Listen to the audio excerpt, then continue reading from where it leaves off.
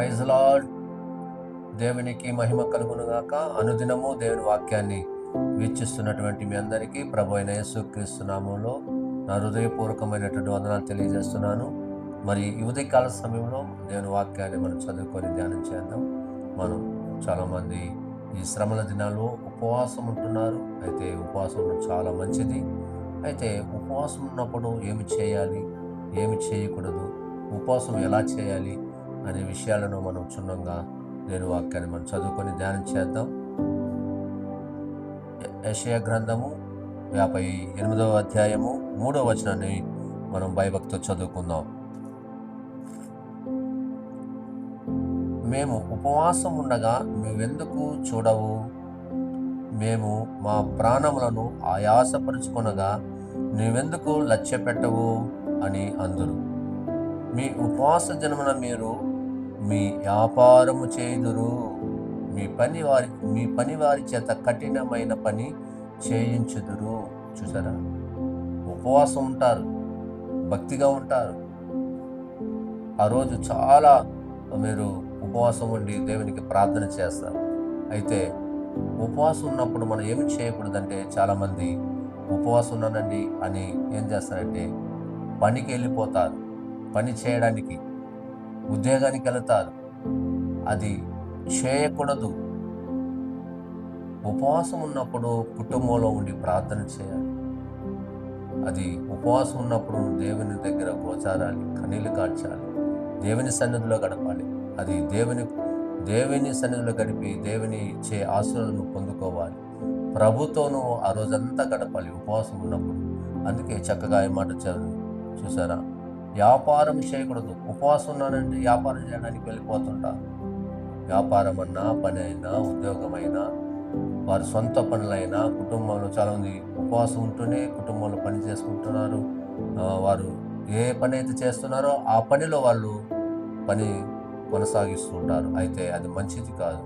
ఆ ఉపవాసం ఉన్నప్పుడు మనం పని చేయకూడదు, ఉద్యోగం చేయకూడదు. మరి ఉద్యోగం చేయడమే కాదు, వ్యాపారం చేయడమే కాదు, వారి దగ్గర కూడా మన పని కఠినంగా చేయిస్తుంటారు. పని మనిషి ఉంటారు కదా ఇంటిలో, వాళ్ళను కూడా మనం కఠినంగా పని చేయించకూడదు. దేవుని వాక్యం చెప్పింది, నేను చెప్పలేదు. చూడండి, అందుకు వారు చూసారా, మేము ఉపవాసం ఉండగా నువ్వెందుకు చూడవు అని ప్రభుని అడుగుతున్నప్పుడు, మేము మా ప్రాణములను ఆయాసపరుచుకుంటున్నాం అంటే మేము ప్రాణాన్ని ఆయాసపరుచుకొని ఉపవాసం ఉన్నాము, మేము ఏమి తినకుండా అయ్యా మేము ప్రార్థన చేస్తున్నాము, మీరెందుకయ్యా లక్ష్య పెట్టరని ప్రభుడు అడుగుతున్నారు. అందుకు దేవుడు సమాధానిస్తాం, ఉపవాస దినమున మీరు మీ వ్యాపారం, మీరు చేసేటువంటి పనుల నిమిత్తం మీరు బిజీగా ఉంటారు. వాటి విషయంలో మీరు పని చేసుకుంటూ ఉపవాసం ఉంటే అది చెల్లుబాటు కాదు, అది ప్రయోజనంగా ఉండదు, ఆశీర్వాదకరంగా ఉండదు, అది నీకు క్షేమం కాదు. అలా ఉపవాసం ఉండడం అది వ్యర్థము అని దేవుడు చెప్తున్నాడు. అదే వచనంలో మన కింద చూస్తే, మీ పని వారి చేత కఠినమైన పని చేయించుదురు. కఠినమైన పని, మామూలుగా పని చేయండి వేరు, కఠినంగా చేసిన పని పరలా చేయించడం, ఆ పనిని మరలా చేయించడం, కఠినంగా చేయించడం, ఎక్కువసేపు చేయించడం, వాళ్ళని కష్టపెట్టడం, వాళ్ళని బాధపెట్టు పని చేయించుకోవడము, అది దేవునికి నచ్చని పని. అది ఉపవాసం ఉన్నప్పుడు అలాంటి కార్యం చేయకూడదు. ఇతరులని నువ్వు బాధించకూడదు, ఇతరులని నువ్వు నొప్పించకూడదు, ఇతరులని నువ్వు దుఃఖపరచకూడదు. అదే కఠినంగా నీ పని వారిని కూడా నీవు ఏం చేయాలంటే కఠినమైన పనులు చేయిస్తున్నారు. అటువంటి ఉన్నప్పుడు ఉపవాసం ఉండి తినలేదని నువ్వు ఉపవాసం ఉంటానని అది నీకు క్షేమము కాదు. ఎవరైనా సరే ఉపవాసం ఉన్నప్పుడు ఒక భక్తితో దేవుని సన్నిధిలో గడపాలి. ఆ దినమంతా దేవునిలో మనము ప్రార్థన చేస్తూ స్తుతిస్తూ దేవుడు చేసిన త్యాగాన్ని మనం మర్చిపోకుండా కృతజ్ఞతలు కలిగిన వారమై ఆయన సన్నిధిలో ఒక రోజంతా మనము సెలవు చేసుకొని, ఒకవేళ ఉద్యోగం చేస్తుంటే సెలవు చేసుకో, ఉపవాసం ఉండు, కన్నీళ్ళు కార్చు, ఆయన దగ్గర రోధించు, ప్రార్థన చేయి. నీవు ఆశ్రయించబడతావు, దీవించబడతావు. దేవుడు నీ ప్రార్థన వింటాడు. కాబట్టి ఒకవేళ వ్యాపారం చేసుకుంటూ నువ్వు ఒకవేళ ఏ వ్యాపారం చేస్తున్నావో, పుచ్చకాయలు అమ్ముతున్నావో, లేకపోతే హోటల్లో పనిచేస్తున్నావో, లేకపోతే డ్రైవింగ్ చేస్తున్నావో, లేకపోతే ఆటో నడుపుతున్నావో, తర్వాత ఏదైనా టీ అంగట్లో పని చేస్తున్నావో, చాలామంది రకరకాలుగా పని చేస్తుంటారు. ఉద్యోగంలో ఆఫీసులైనా, లేకపోతే ఎక్కడ ఏ పని చేస్తున్నా కానీ చాలామంది ఇంట్లో పని చేస్తుంటారు. కాబట్టి అలాంటి వారు కూడా ఒకరోజు మనం లీవ్ తీసుకోవాలి. సెలవు తీసుకొని మనం ప్రభు దగ్గర మనస్ఫూర్తిగా మనం ప్రార్థన చేయాలి, స్తుతించాలి. ఆ దినమంతా మనం ఆశీర్వదకరంగా ఉండాలి. కనుక ఈ మాటలు వింటున్న మీ జీవితంలో మీరు ఉపవాసం ఉండి వ్యాపారం చేస్తూ పనులు చేస్తున్నట్టయితే అది దేవునికి నచ్చదు. అది ఉపవాసము అనబడదు. ఉపవాసం ఉన్నప్పుడు నువ్వు కఠినమైనటువంటి పనివారి దగ్గర పని చేయించకూడదు. ఇది ఒక పాయింట్. రాబోయే దినాల్లో అనేకమైన విషయాలను మీ ముందు ఉంచడానికి ఇష్టపడుతున్నాను.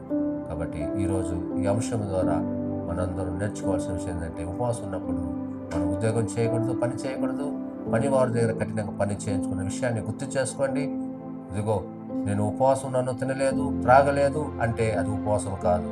కాబట్టి ఎప్పుడైనా తెలుసుకొని మనం సెలవు తీసుకొని దేవుని సన్నిధిలో గడిపే ఆ గొప్ప ధన్యతను, గొప్ప ఆశీర్వాదం పొందుకోవాలని మనస్ఫూర్తిగా కోరుకుంటూ ప్రార్థించేద్దాం. సర్వాధికారి అయిన మా తండ్రి, కృపకు పాత్రుడా, మీకు స్తోత్రులైనా ఈ శ్రమల దినాలలో అయా మీ త్యాగాన్ని, మీరు చేసిన కార్యాలను ప్రభు, మీరు చేసిన మా కొరకు నలగబడిన అయా, మీరు గాయపరచబడిన సిలువలో మీరు చేసిన ప్రేమను తలుచుకుంటూ ఉపవాసం ఉంటున్న బిడ్డలందరూ కూడా నాయన, ఉపవాసం ఉన్నాము, ఉద్యోగానికి వెళ్ళిపోతున్నారు, ఉపవాసం ఉన్నాము, పనికి వెళ్ళిపోతున్నాము, ఉపవాసం ఉన్నాము, వారు చేసే వాళ్ళ వృత్తిలో వాళ్ళు వెళ్ళిపోయి పని చేసుకుని ఉపవాసం ఉన్నామనడం కాదు, తినకుండా ఉండడము ఉపవాసం కాదు నాయన. ఇదిగోనైనా ఆ రోజు సెలవు తీసుకొని ఆ దినమున ప్రభు సన్నిధిలో నా తండ్రి కూర్చొని దేవునికి మొరపడుతూ, దేవుని చేసిన త్యాగాన్ని తలంచుకుంటూ, కృతజ్ఞత తెలియజేస్తూ దేవుని సన్నిధిలో గడిపే గొప్ప భాగ్యాన్ని, ధన్యతను ఈ మాటలంటే వారి జీవితంలో కార్యం జరిగించి, ఇది వరకు ఉద్యోగం చేసుకుంటూ ఉపవాసం ఉండిపోయిన వారు అది క్షేమం కాదని గుర్తెరిగి ఇక నుంచి నాయన వ్యాపారం చేయకుండా, పని చేయకుండా భక్తిగా దేవుని సన్నిధిలో గడిపి, దేవుని సన్నిధిలో మొరపెట్టు, దేవుని సన్నిధిలో కన్నీరు కార్చుకుంటే గొప్ప అనుభవాన్ని ఈ బిడ్డలందరూ పొందుకోవాలని అట్టి స్థితిలో తండ్రి మీరు ఆశించినట్లుగా, మీరు కోరుకున్నట్లుగా ఉపవాసం చేయడానికి పనివారి చేత కఠినంగా పని చేయించకూడదు, వ్యాపారం చేయకూడదు, ఉద్యోగం చేయకూడదు. అయినా తండ్రి నాయన నీ బిడ్డలు వీటి విషయంలో ప్రభు జాగ్రత్త పడినట్లు సహాయం తెచ్చమని యేసు నామములో అడుగుచున్నాము తండ్రి. ఆమేన్.